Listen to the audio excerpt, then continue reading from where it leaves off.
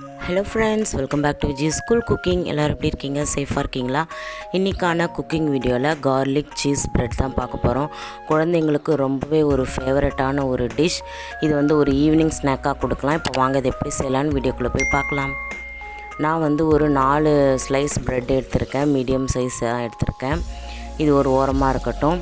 அடுத்ததாக பார்த்திங்கன்னா நல்லா வந்து பொடியாக கட் பண்ண பூண்டு, நல்லா பொடியாக கட் பண்ண பச்சை மிளகாய், பொடியாக கட் பண்ண கொத்தமல்லி, இது எல்லாத்தையுமே ஒரு ஸ்பூன் நீங்கள் வந்து நல்லா பொடியாக கட் பண்ணிவிட்டு அளந்து எடுத்துக்கோங்க. 1 ஸ்பூன் அளவுக்கு எடுத்துக்கோங்க.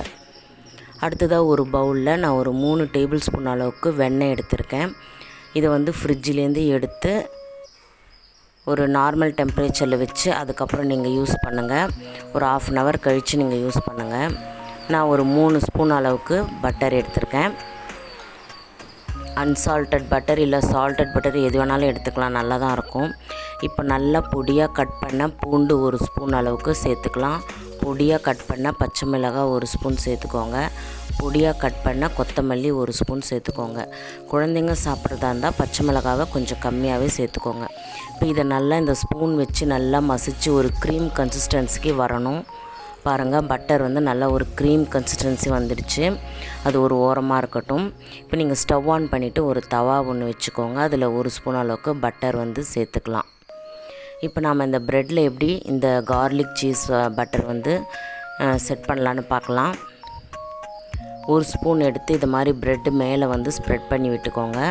அவ்வளோதான். நம்ம ஆல்ரெடி வந்து பட்டர் போட்டு வச்சுருந்த அந்த தவாவில் இந்த ப்ரெட்டை முன்னும் பின்னும் ஒரு 2 செகண்ட் வந்து லைட்டாக டோஸ்ட் பண்ணிவிட்டு அதுக்கு மேலே நான் வந்து சீஸ் துருவி வச்சுருக்கேன். இது ஹோம்மேட் சீஸ். வீட்டிலே எப்படி சீஸ் செய்யலான்னு நான் ஆல்ரெடி வீடியோ போஸ்ட் பண்ணியிருக்கேன்.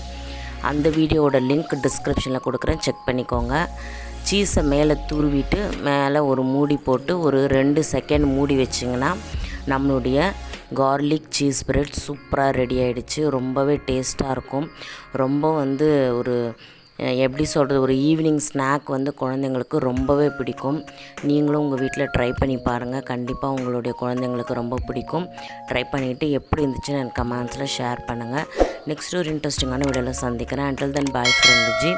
நம்ம சேனலை சப்ஸ்கிரைப் பண்ண மறந்துடாதீங்க. கூடவே பெல் ஐக்கானை கிளிக் பண்ணிக்கோங்க. பாய்.